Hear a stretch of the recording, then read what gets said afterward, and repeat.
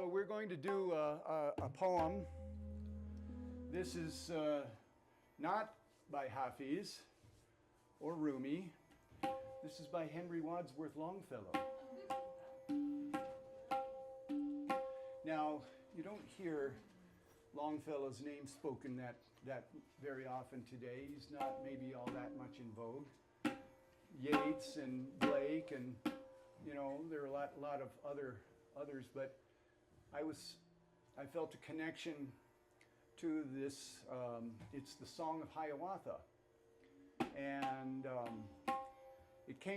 there came these a bunch of books that I inherited from my grandparents' farm in Ohio, and among them was a book of the archaeological history of Ohio. And in there were many pictures of pipes that were found in the different mounds that were found in Ohio and other places. And just to give you an idea of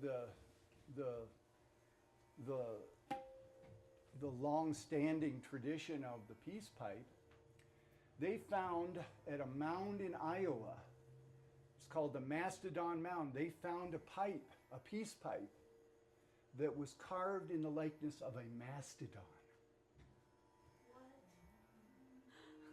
So that lets us know that no one could carve the likeness of a mastodon who had not seen one. It cannot be imagined. If you have not seen an elephant, you could never have, come up with one. And but there's this pipe, peace pipe, in the likeness of a mastodon, which shows that this is a very ancient thing. So now also my studies have been with that. Just as the children of Israel had a great prophet who led them forth named Abraham. This is before Moses. So in that same period of time, there was a prophet here named Iowata. And he brought the tribes of men together to become the Algonquin nation.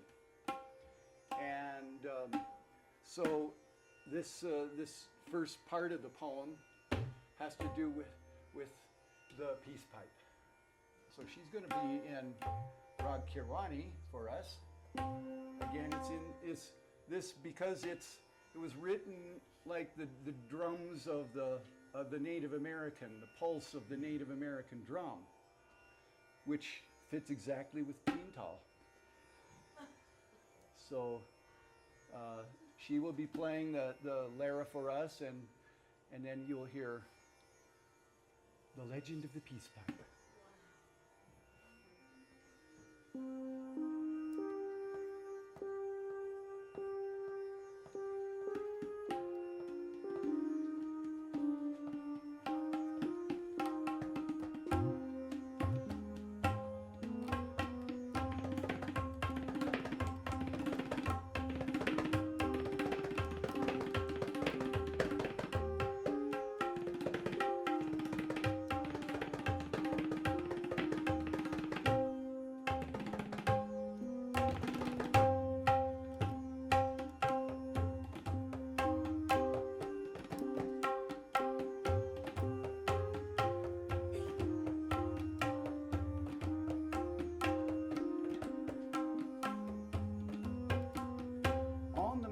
Of the prairie, on the great red pipestone quarry,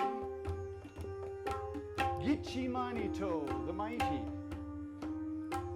he the master of life, descending on the red crags of the quarry, stood erect and called the nations, called the tribes of men together.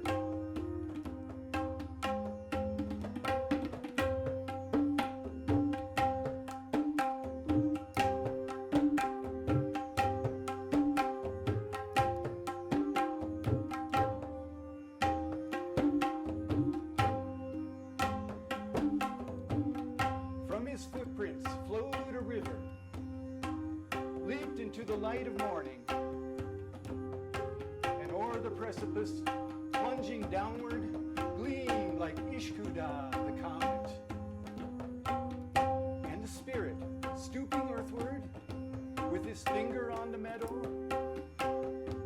traced a winding pathway for it, saying to it, run in this way.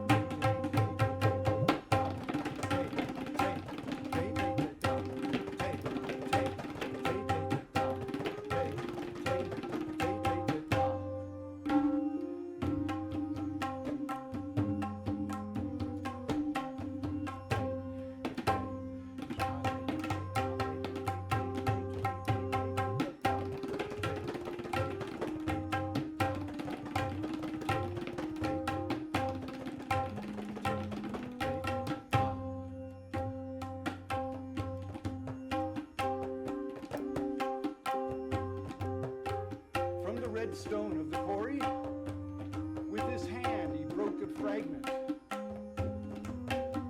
molded it into a pipe head, shaped and fashioned it with figures.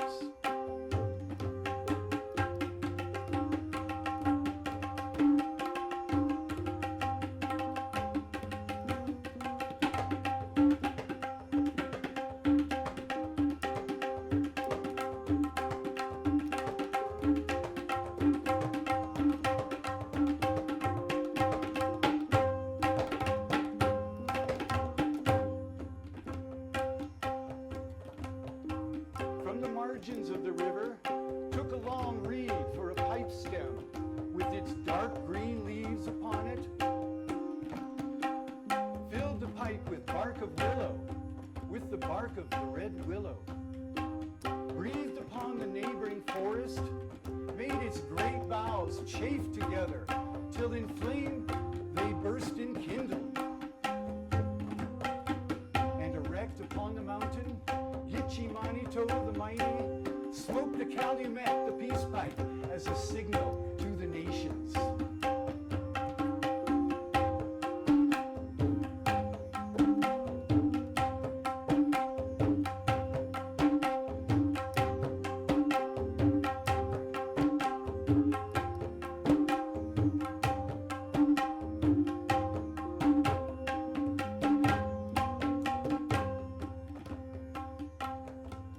And the smoke rose slowly, slowly through the tranquil air of morning.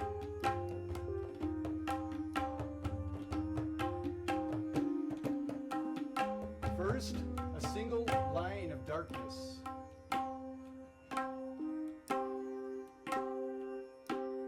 Then, a denser, bluer vapor. Then, a snow-white cloud unfolding like the treetops of the forest.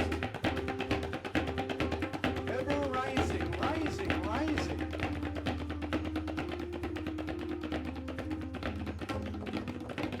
Till it reached the top of heaven. Till it broke against the heaven and rolled outward all around him.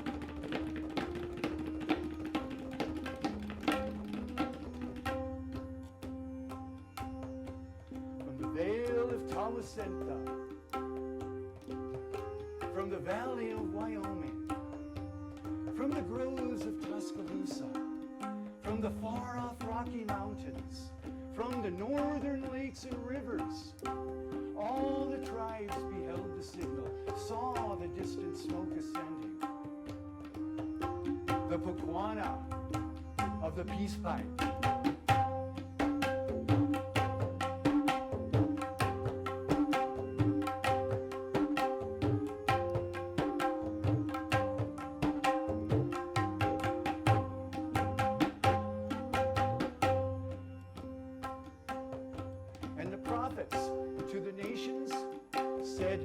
Behold it, the Pukwana.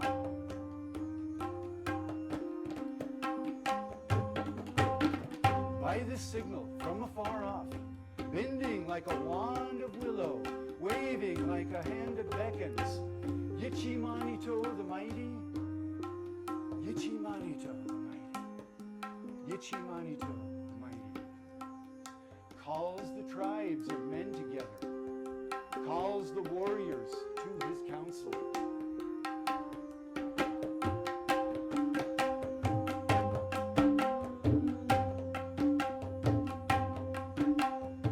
Down the rivers, over the prairies, came the warriors of the nations, came the Delawares and Mohawks, came the Choctaws and Comanches, came the Shoshone and Blackfeet, came the Pawnee and Omaha, came the Mandans and Dakotas, came the Huron and Ojibwe. All the warriors drawn together by the signal of the peace pipe to the mountains of the prairie, to the great red pipestone quarry. And they stood there on the meadow with their weapons and their war gear, painted like the leaves of autumn, painted like the skies of morning, wildly glaring at each other. In their faces, stern defiance. In their hearts, the feuds of ages, the hereditary hatred, the ancestral thirst of vengeance.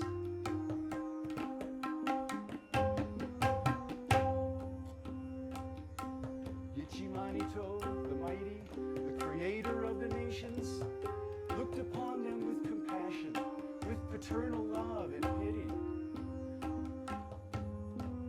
Looked upon their wars and wranglings, but as feuds and fights of children, but as quarrels among children.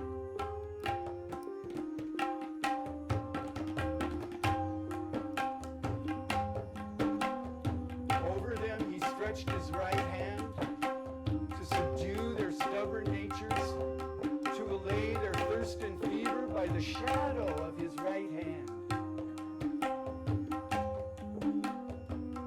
Spake to them in voice majestic as the sound of far-off waters falling into deep abysses. Warning, chiding, spake in this wise. Oh, my children, my poor children, listen to the words of wisdom. Listen to the words of warning from the lips of the Great Spirit, from the Master of Life who made you.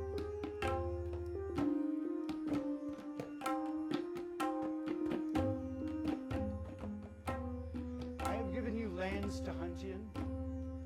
I have given you streams to fish in. I have given you bear and bison. I have given you roe and reindeer. I have given you brant and beaver. Filled the marshes full of wildfowl. Filled the rivers full of fishes. Why then are you not contented? Why then do you hunt each other? I am weary of your quarrels, weary of your wars and bloodshed, weary of your prayers for vengeance, of your wranglings and dissensions. All your strength is in your union. All your danger is in discord. Therefore, be at peace henceforth, and as brothers live together. I will send a prophet to you, that was Iowata, a deliverer of the nations, who shall guide you and shall teach you, who shall toil and suffer with you. If you listen to his counsels, you will multiply and prosper. If his warnings pass unheeded, you will fade away and perish.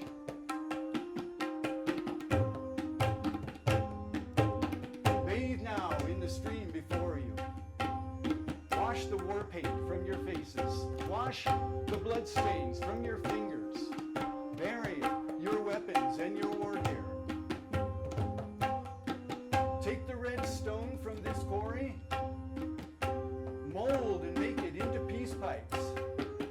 Take the reeds that grow beside you, deck them with your brightest feathers.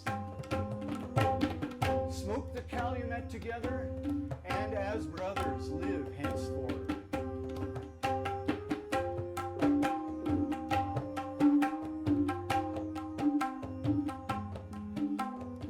Then upon the ground the warriors threw their cloaks and shirts of deerskin, threw their weapons and their war gear, leaped into the rushing river, washed the war paint from their faces.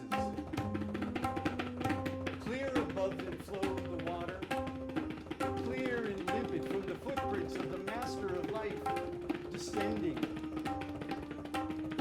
Dark below them flowed the water, soiled and stained with streaks of crimson as if blood were mingled with it.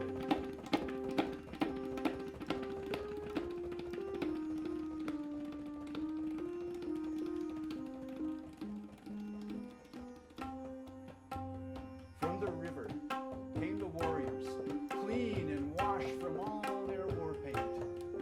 On the banks their clubs they buried all their warlike weapons. Yichimanito, the mighty, the great spirit, the creator, smiled upon his helpless children. And in silence, all the warriors took the red stone from the quarry, smoothed and formed it into peace pipes, took the reeds beside the river, decked them with their brightest feathers, and departed each one homeward. While the Master of Life, ascending through the opening of cloud curtains, through the doorways of the heavens, vanished from before their faces in the smoke that rolled around him.